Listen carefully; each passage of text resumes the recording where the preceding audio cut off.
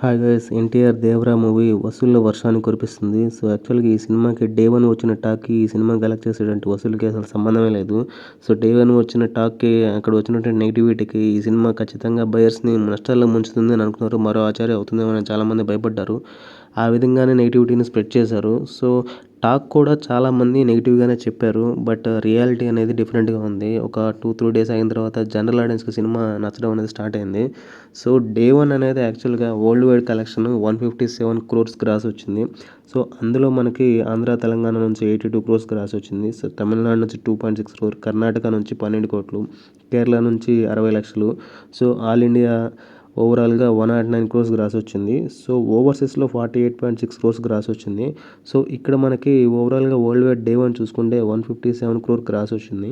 So day 2 చూసుకుంటే 54 crores gross వచ్చింది. So ఇందులో Hindi 9 crores net trade figure. So Hindi వాటికి. సో డే 3 వచ్చేసి 57 crore వచ్చింది. సో ఇందులో Hindi net 11.5 crore. Okay. So day 4 18 crore gross వచ్చింది. సో ఇందులో 12 crore రిమైనింగ్ లాంగ్వేజ్ అనుకుంటే హిందీకి 4 crore వచ్చింది. సో డే 5 20 crore గ్రాస్ వచ్చింది. సో అందులో హిందీ 4.5 వచ్చింది. సో డే 6 వచ్చేసేసి అంటే ఈరోజు వచ్చేసి 43 నుంచి 44కి హిందీలో ఆ లెవెల్కి ఓవరాల్గా రీచ్ అయింది. సో ఇక్కడ డే 6 వచ్చేసి ఓవరాల్గా 28 నుంచి 30 crores కలెక్ట్ చేసింది. సో ఓవరాల్గా ఈ 6 రోజులకి 334 కోట్ల వరకు కలెక్ట్ చేసింది గ్రాస్. సో నెట్ కాదు, నెట్ 206 crores కలెక్ట్ చేసింది. సో ఓవరాల్గా దేవరాకి జరిగిన బిజినెస్సే 186 crores. సో బ్రేక్ ఈవెన్ అయిపోయింది.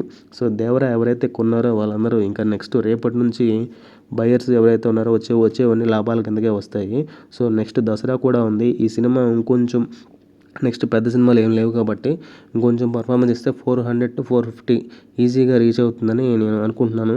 సో ఈ సినిమా ఎంత కలెక్ట్ చేస్తుందని మీరు అనుకుంటున్నారో ఈ కింద కామెంట్స్ తెలియజేయండి ఫ్రెండ్స్.